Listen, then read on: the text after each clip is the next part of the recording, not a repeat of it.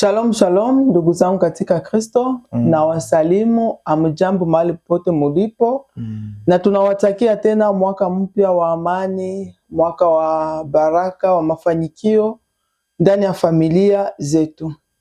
Ni pamoja na Sophie Lemera tunarudia tena ili tupate kuendelesha mafundisho yetu namna ya kutambua manabii wa uongo. Ndio tuko leo ili tupate tena kuwafikishia ujumbe ambao tutapewa na mtumishi wa Mungu Evangeliste Julien.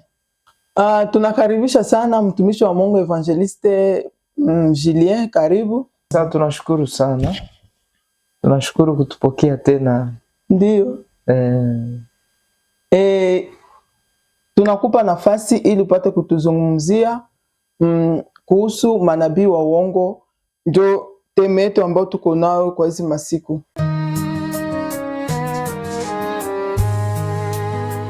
Anahubiri kwa sauti ya imani, maneno ya uzima, nyimbo za tumaini. Karibu nyumbani, mahali pa baraka, karibu kwenye channel Sophie Lemera. Okay, tunashukuru sana. Nafikiri kwamba kitu naweza nikasema ni kuwatakia tu mwaka mpya wa heri na amani na baraka katika Kristo Yesu kwa nyote ambao mnatufuata kwenye channel hii ya Sophie Lemera. Mbarikiwe sana na Kristo. Kama vile umetoka kuniuliza, kiukweli tuko tunazungumzia juu ya mada ambayo inasema juu ya walimu na manabii wa uongo ambao wameingia katika kanisa kwa wakati huu ambao uko nanifuata, kwa wakati huu ambao niko mimi nazungumuza. Yesu alitabiri kwamba siku za mwisho zitakuwa siku za hatari. Kutajitokeza watu ambao watatoka ndani yetu, katikati yetu, ambao shetani atawatumia kwa ajili ya kupotosha kanisa, kwa ajili ya kupotosha watoto wa Mungu. Na Biblia iko wazi, watakuja wanavaa ngozi ya kondoo, lakini kiukweli watakuwa ndani yao ni mbwa mwitu. Na leo tuko tunaviona watu ambao wanajiita majina ya vyeo vya kanisani, ambao wanahubiri neno ya Mungu, wanahubiri Kristo, wanahubiri Mungu, lakini hawaishia hapo tu. Wanayo matendo fulani ambayo inawakamilisha, na Yesu alituarifu mapema, akatuambia namna gani tutawatambua. Akasema mtawatambua kwa matunda yao. Katika kitabu cha Mathayo, kisoma vizuri Biblia yako kwenye sura ya 7 unaisoma vizuri, utaelewa kwamba Yesu yuko natuarifu namna gani watakuwa. Donc watakuwa na matendo fulani, watakuwa na matunda fulani ambayo itawakamilisha kwamba hawa ingalao wanahubiri Kristo, ingalao wanahubiri mafundisho ya Kikristo, lakini ni imbwa mwitu, ni manabii wa uongo. Yesu alikuwa na precision, alilenga kabisa kwenye alikuwa anahitaji tuweze kuelewa. Na leo sababu watoto na kanisa ya Mungu wameingiliwa zaidi na wale watumishi, wamevamiwa zaidi na wale watumishi, hawako naweza kutambua vizuri nani wa kweli nani wa uongo. Lakini acha tuwe kama vile wanafunzi wa Beroya. Kila wakati walipofunzwa na watumishi mbalimbali, walipofunzwa hata na mtume Paulo, walirudi kuchunguza mafundisho waliofunzwa. Na leo ile roho ya kuchunguza imetoka katika Wakristo wengi, na ndio sababu ya upotoshaji ambao umeingia katika kanisa. Hatuna muda ya kuchunguza mafundisho. Ningekutakia ndugu katika Kristo kuweza kuwa unachunguza mafundisho ambayo uko nafunzwa. Unayo Biblia. Biblia ni maandiko matakatifu, na niliweza kusema kwamba kusudi tuelewe wale watu. Strateji ni kusoma sana maandiko ambayo Mungu alitufunulia kwamba tuweze kujua namna gani wanatumika. Na tuligusia kitu ya kwanza, tukasema katika kitabu cha Wagalatia sura yake ya 5 mstari wa 19, Biblia iko inatupatia vizuri matunda ya wale watu. Sababu tunapozungumzia nabii, nabii ni kila mtu ambaye amepewa uwezo ya kusema kwa ajili ya Mungu. Nabii ni kinywa cha Bwana. Kila wote ule ambaye anakiri kwa ajili ya Kristo, anakiri juu ya kutangaza neno la Mungu, anakuwa kiko na tabiri, sababu nabii wa kweli ni neno ya Mungu.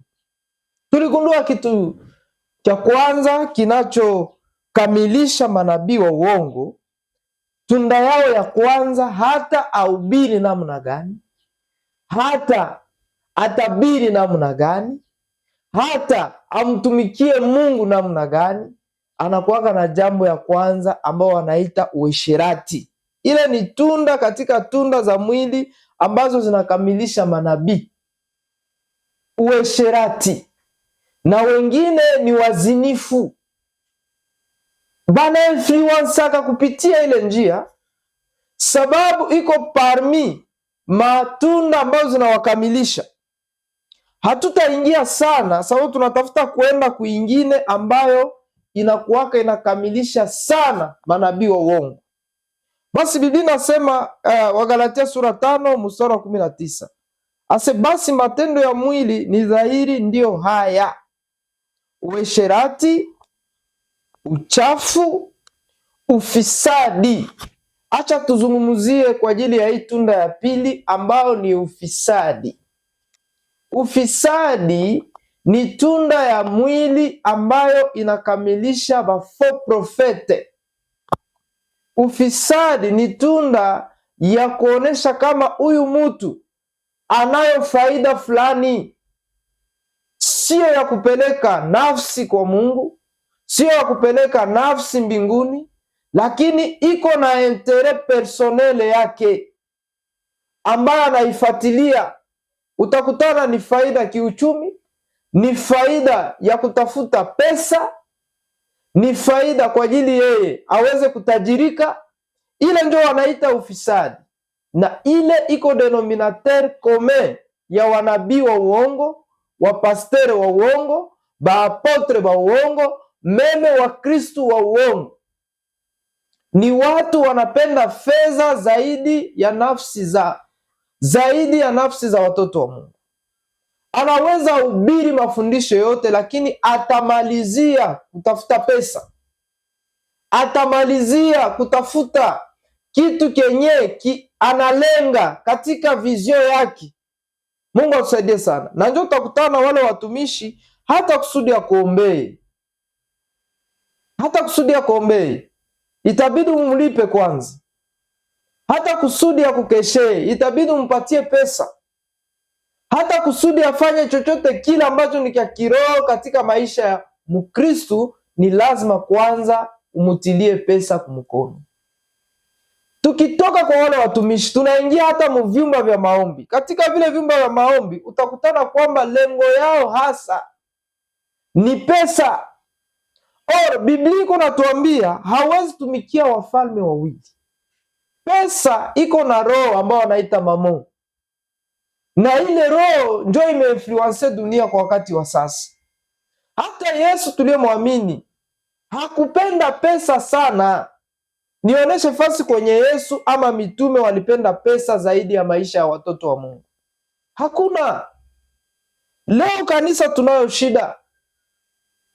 Watu wako na kuya wanaingia kanisani na lengo zao fulani, hatutajua. Ndio maana unaweza kuta mkanisa kuko Wakristu, kuko wasiojiweza, kuko wajane, kuko mayatima, lakini utaona kwamba hawafocus kusaidia wale watu.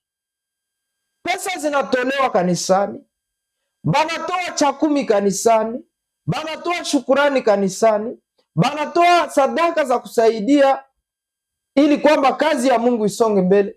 Ile kazi Biblia ngizi nasema dini ya kweli ni ya kusaidia wajane na mayatima, utakutana kwamba hazisaidie wajane na mayatima.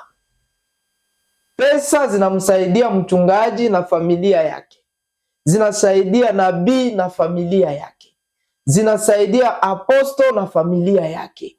Hakuna mtu anayefaidika kitu katika kanisa. Soma vizuri Biblia yako katika kitabu ya Matendo ya Mitume.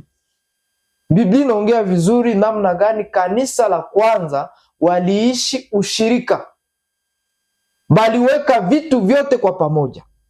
Hakuna aliyekuwa na hitaji akakosa kusaidiwa. Lakini leo utakuja kugundua kwamba kanisa ama watumishi wa Mungu hawakuya tena kusaidia watu, lakini walikuya ili kwamba wasaidiwe.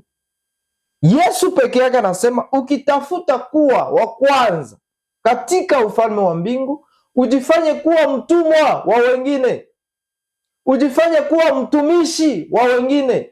Lakini wanaitwa watumishi, lakini utagundua kwamba hawatumikie watu, lakini watu ni wao ndio wanawatumikia. Hapo ndio kuna shida, hapo ndio kuna tatizo.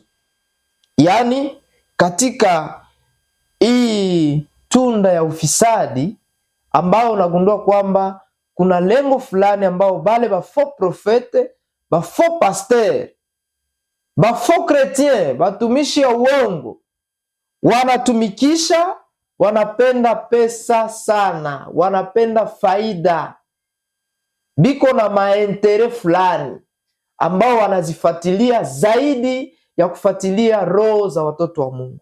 Na hapo utawagundua.